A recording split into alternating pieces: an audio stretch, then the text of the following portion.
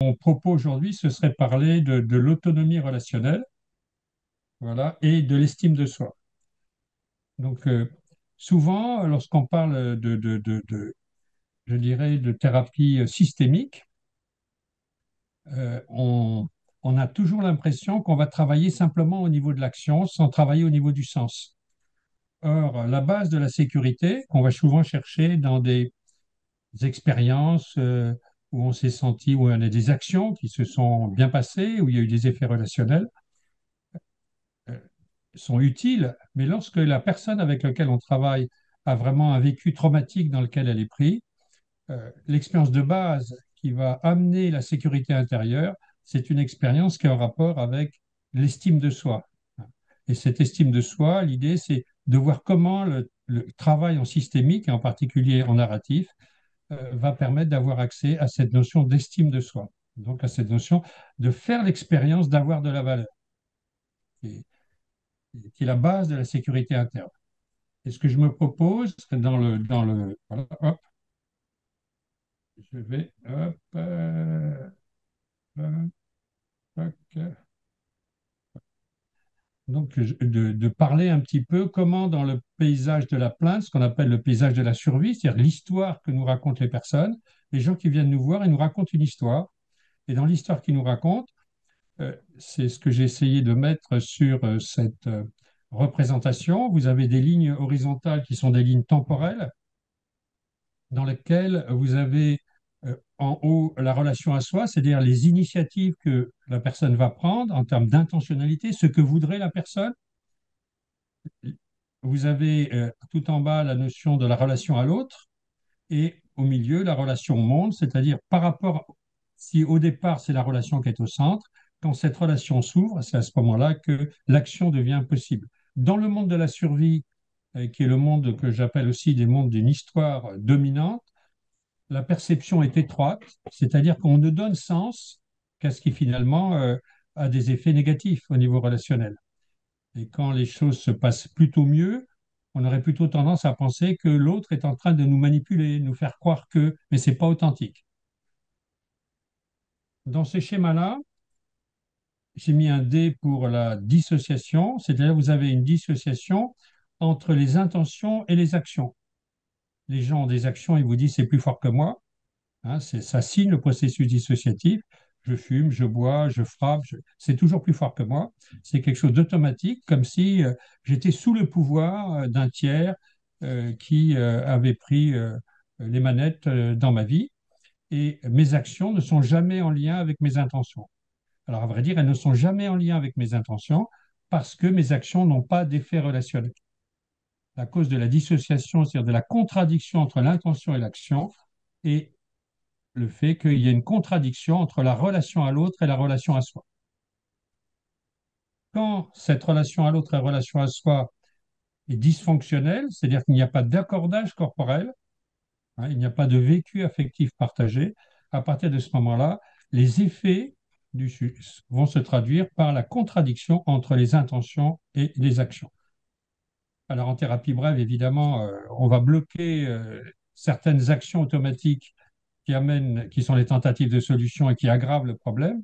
Et en narratif, on va plutôt partir d'une réflexion sur l'intentionnalité, comment cette intention on peut la transmettre en action. Vous voyez que c'est complémentaire. Dans ce monde-là, la relation à l'autre est une relation de maltraitance. Donc dans le monde de la plainte, dans lequel la relation n'est pas en place, où l'intentionnalité relationnelle n'est pas en place, toute relation est une relation de maltraitance. C'est-à-dire que si je rentre dans la relation à l'autre, c'est toujours des relations de pouvoir et ma propre singularité n'est pas perçue par l'autre comme pouvant enrichir la relation. C'est ça qui est. Et le monde dans lequel je vis, en vrai, c'est un monde abandonné où je suis seul au monde. Et dans ce monde où je suis seul au monde, puisque la relation n'est pas en place, toute relation va venir du côté de la maltraitance.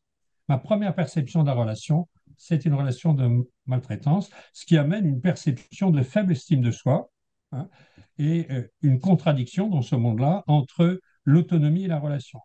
Soit j'essaye d'être autonome, mais il n'y a personne, je suis tout seul, je suis seul au monde, Et à ce moment-là, ce qui va venir, c'est des angoisses de mort, puisque la relation, c'est la vie. Si la vie est absente, c'est les angoisses de mort qui vont se développer.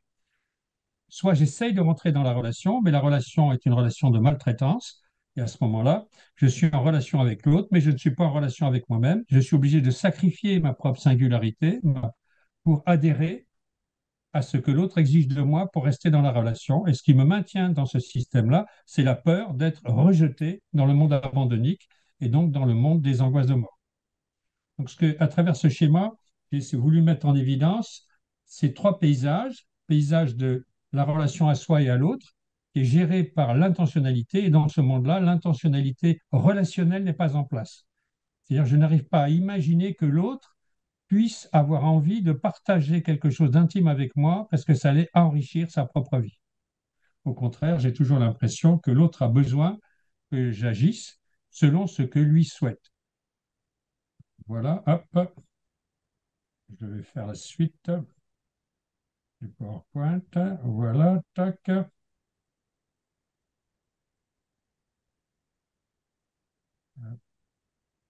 Voilà.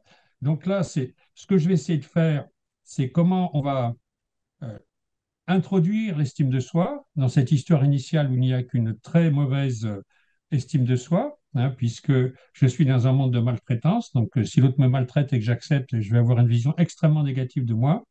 Donc, c'est ce monde de la survie que j'ai écrit, que j'ai dessiné en rouge. Hein. C'est un monde dans lequel c'est soit l'autonomie, mais c'est pas une véritable autonomie, hein, c'est dans la tête, ou dans le comportement, mais c'est pas quelque chose qui est habité. Soit je suis dans une relation, mais dans une relation sans autonomie, c'est-à-dire que je me sens maltraité. On appelle ça un monde de survie. C'est le monde, tous les mondes post-traumatiques sont de cette nature-là. Et l'idée, c'est comment je vais amener le sujet à sortir de ce monde, voilà, pour aller vers un monde dans lequel j'ai ma perception qui devient beaucoup plus large. Sinon, je reste dans cette perception étroite. Voilà. Et quand je sors, c'est là que, à ce moment-là, je vais avoir la possibilité d'avoir une perception plus large. Et si j'ai une perception plus large, c'est à ce moment-là que je vais pouvoir percevoir ce qu'on appelle des exceptions, que j'ai écrit avec un E, qui sont des moments où j'ai des actions qui résistent au pouvoir de l'histoire dominante sur ma vie. Donc j'ai une histoire de maltraitance, d'abandon, et il y a des points de résistance par rapport à cette histoire, parce que c'est une histoire invivable. Et bien, ces points de résistance vont être ce qu'on appelle des exceptions, dans la mesure où ces exceptions vont pouvoir être intégrées en termes d'intention. Il y a une dimension intentionnelle pour que ce soit une exception. Une exception, vous avez les trois niveaux. Vous avez l'intention qui est en place, donc la relation peut se mettre en place, et vous avez des actions qui ont des effets relationnels qui en retour permettent de mettre en scène, de donner forme à l'intention du sujet qui a fait l'action. Donc une exception implique ces trois dimensions, relation à soi, relation à l'autre, relation au monde. Donc ce n'est pas simplement une action, c'est une action qui a une dimension intentionnelle. Alors cette notion d'intention relationnelle, ça veut dire que lorsque vous agissez, votre action a une intention relationnelle. C'est-à-dire que si vous offrez un cadeau à un ami, c'est évidemment pour que, à travers ce geste, qui est une action, offrir un cadeau, il y a un effet relationnel que votre ami perçoive ce cadeau comme une manière d'honorer la qualité de votre relation. Okay. Et qui, en retour, il va être heureux et en retour, votre intentionnalité d'honorer la relation avec cet ami va être reconnue. Donc ça, à ce moment-là, vous avez une action pleine et entière. Mais si vous donnez un cadeau à quelqu'un et que cette personne euh, n'est pas réjouie par ce cadeau, parce qu'elle va percevoir ce cadeau comme une dette qu'elle aura par rapport à vous, hein, et donc ça veut dire que votre intention, même si votre intention était bienveillante, n'est pas perçue. Et là, vous restez dans un monde qui est un monde de l'histoire dominante. Donc pour sortir de l'histoire dominante, il va falloir créer des exceptions avec des actions qui ont des effets relationnels qui vont donner forme au sujet au niveau intentionnel.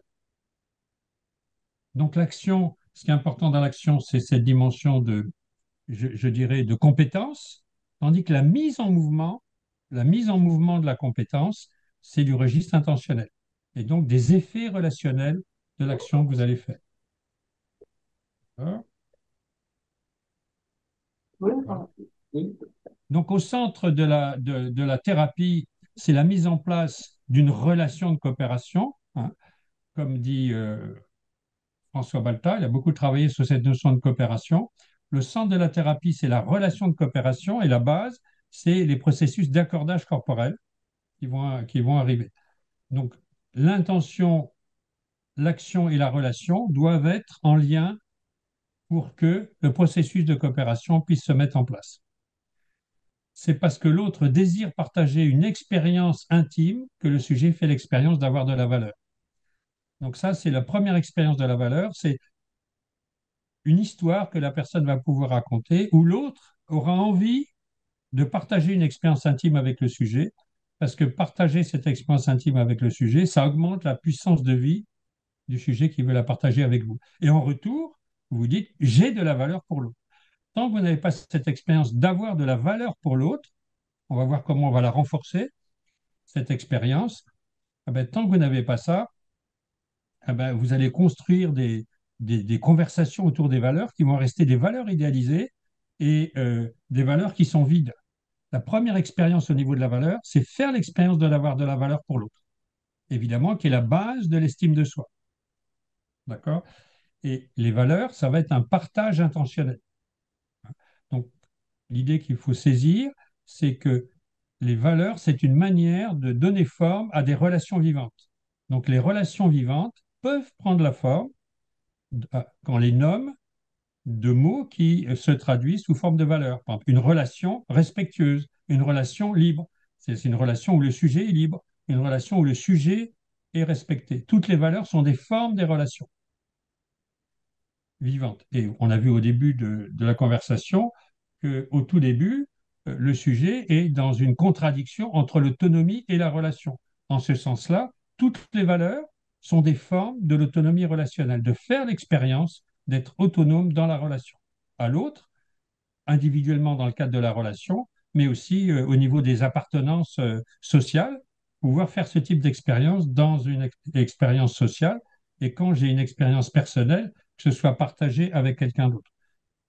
La valeur, quand je parle de partage intentionnel, ça veut dire que elle doit indiquer quelque chose au niveau de la singularité du sujet, au niveau de sa relation dans la société et aussi au niveau de l'universel, car les valeurs, elles ne sont pas simplement pour moi, mais pour tous les autres.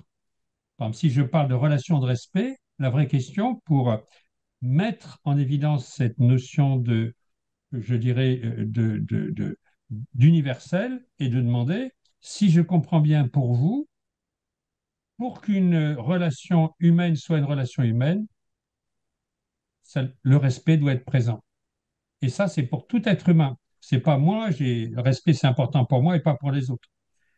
Si c'est en travaillant cette dimension d'universel, du rapport à la société, au collectif, hein, puisqu'on est une identité sociale et relationnelle, et l'expérience de la singularité dans la relation, que je vais avoir accès au processus d'autonomisation. Et donc, je vais pouvoir prendre des initiatives qui vont renforcer l'estime de soi lorsqu'elle va être développée. Voilà. Alors, ce que j'ai, je passe vite sur l'hypnose et l'intention, mais la base de l'hypnose, c'est un corps en relation. Et ce corps en relation, c'est lorsqu'il y a un processus d'accordage corporel que l'intention relationnelle est perçue. Sans accordage relationnel, l'intention relationnelle n'est pas perçue. Et ce qu'on appelle les thérapies brèves, hein, dans les thérapies systémiques, les thérapies orientées solutions, les thérapies stratégiques ou la thérapie narrative, pour moi, dans ces trois approches, l'intentionnalité est très importante. Car si, en termes de thérapie orientée solution, quand vous posez la question miracle est avant tout une question intentionnelle. Si vous n'arrivez pas à savoir pourquoi, finalement, les gens ont fait telle ou telle, ont pris telle ou telle initiative, c'est en posant la question miracle que vous aurez accès à cette intentionnalité. C'est pour ça qu'il est très important d'insister dans la question miracle sur la dimension relationnelle le jour après le miracle. La thérapie stratégique, si vous bloquez les tentatives de solution, c'est à ce moment-là que vous aurez accès à l'intentionnalité de l'autre et du sujet. C'est en bloquant les tentatives de solution qu'on a accès à l'intentionnalité et donc à la capacité du sujet à reprendre des initiatives, en termes d'action dans sa relation au monde, qui va avoir des effets relationnels. Et enfin, la thérapie narrative, qui va être caractérisée par un certain nombre de questions qui ont pour but de faire émerger l'intentionnalité. En particulier, ce qui est au centre, c'est la notion d'externalisation, d'externaliser le monde dans lequel la personne est prise, et chercher toujours les valeurs blessées derrière les émotions, et chercher les intentions qui sont derrière des actions qui sont automatiques. Et aussi dans la déconstruction des normes, le but étant de faire émerger une exception que l'on va transformer en exception, intention, action, relation. Voilà. Donc, pour le narratif, c'est Michael White, hein, qui a été le grand penseur du narratif. Ne pas oublier que Michael White s'est formé d'abord en thérapie familiale à Palo Alto, hein. Donc, ça, il vient de la stratégie et que dans tout le questionnement narratif, il y a une dimension stratégique, mais c'est une dimension stratégique qui a pour but de faire émerger des exceptions dans lesquelles on peut penser l'intentionnalité. Voilà. Alors, si je vais reprendre ces points, donc l'externalisation, ça veut dire qu'on va sortir d'un processus identitaire. Les processus identitaires sont liés au monde abandonnique. Plus on est seul au monde, plus le processus identitaire. L'externalisation, c'est externaliser la peur, mais c'est externaliser aussi le monde de l'abandon, hein. C'est le monde dans lequel vit la personne et les effets de ce monde sur les relations du sujet. Les effets de la peur sur les relations du sujet. Le but de l'externalisation étant de faire émerger une, des contextes de vie et des relations dans ces contextes, au lieu d'être parti et d'être coincé dans un monde identitaire dans lequel je suis seul au monde. Les exceptions, comme on vient de voir, ce ne sont pas simplement des moments qui se passent mieux, mais parce que les moments où ça se passe mieux, souvent on peut l'interpréter comme ben, je fais ça, mais j'ai pris cette initiative parce que j'avais peur de couler, par exemple, mais sans percevoir l'intention qui est derrière. Et tant qu'on n'a pas accès à l'intention, les exceptions sont réavalées par les histoires dominantes. Donc la question miracle, je l'ai cité tout à l'heure, il faut comprendre la question miracle comme une question intentionnelle et pas comme une question basée sur l'action. Le jour après le miracle, c'est intention, action, relation. C'est ça qu'il faut décrire. Si on ne met pas en évidence l'intention, donc la manière de la poser, pour moi, ce serait de dire le jour après le miracle, pour poser juste la fin de la question, le jour après le miracle, où le problème a moins d'influence sur votre vie, comment vous allez vous rendre compte que le problème a moins d'influence sur votre vie, ou même des fois est absent, qu'est-ce que vous allez faire, et comment vont être vos relations. Et le jour après le miracle, vos relations sont exactement comme vous voudrez qu'elles soient. Si vous n'ajustez pas cette dimension-là, et que la personne vit dans des mondes post-traumatiques, vous allez avoir une idéalisation de l'action sans une incarnation de l'exception. Voilà, et le 180 degrés, pour moi, est très important pour comprendre en stratégique la notion d'intention. Si je dis à mon épouse, arrête de boire, arrête de boire, arrête de boire, le 180 degrés, c'est de dire, tu as la possibilité de boire, ça me fait souffrir, mais tu as le droit de boire, même si ça me fait souffrir, en parlant des conséquences que ça peut avoir sur la relation. Mais j'aimerais vraiment avoir une relation avec toi, c'est-à-dire que l'autre, à ce moment-là, peut percevoir mes intentions relationnelles par rapport à elle. Et c'est ça qui peut l'amener à prendre la décision de faire un pas de côté par rapport au pouvoir de l'alcool dans sa vie. OK. Voilà. Tac. Alors, la notion, je vais reprendre cette notion d'intention et d'estime de soi. Donc, l'histoire alternative, c'est une histoire structurée par l'autonomie relationnelle. C'est-à-dire l'autonomie se développe à l'intérieur d'une relation vivante. Qu'est-ce que ça veut dire? Ça veut dire concrètement que lorsque je suis dans la relation avec l'autre, si je fais quelque chose de différent des attentes de l'autre, l'autre est en capacité de percevoir mon intention relationnelle, c'est-à-dire mon désir d'enrichir la relation pour les deux, dans ma prise d'initiative d'avoir fait cette action. C'est-à-dire que ma propre différence est perçue non pas contre la relation, mais comme pouvant enrichir la relation. Et par retour, c'est ça qui fait que l'estime de soi est en place et que les valeurs vont pouvoir arriver, c'est-à-dire que pour l'autre, j'ai de la valeur, puisque même quand je fais quelque chose de différent des attentes pour l'autre, l'autre perçoit ma proposition de différence, ma singularité, comme pouvant enrichir sa vie. Voilà. Et l'histoire dominante, ça c'est l'histoire alternative, c'est ça qu'on va chercher, c'est-à-dire l'histoire alternative est basée sur cette expérience d'autonomie relationnelle et d'estime de soi. Et l'histoire dominante, évidemment, comme on l'a vu tout à l'heure, c'est l'opposition entre l'autonomie et la relation, c'est-à-dire c'est un monde dans lequel l'autre est toujours dans la relation avec moi, dans une structure de pouvoir, et l'autre me perçoit comme voulant prendre le pouvoir et contrôler la relation, hein. C'est toutes les stratégies de contrôle de la relation qui fait que le sujet, quand vous êtes dans une histoire dominante, eh ben, n'est jamais à la hauteur. Donc l'estime de soi, elle est aux abonnés absents, puisque ce qui est premier dans la relation, c'est qu'elle est vécue du côté de la maltraitance, puisque qui dit relation dit absence d'autonomie. Donc ma propre singularité n'est jamais pensée, ne donne jamais sens à la relation. OK?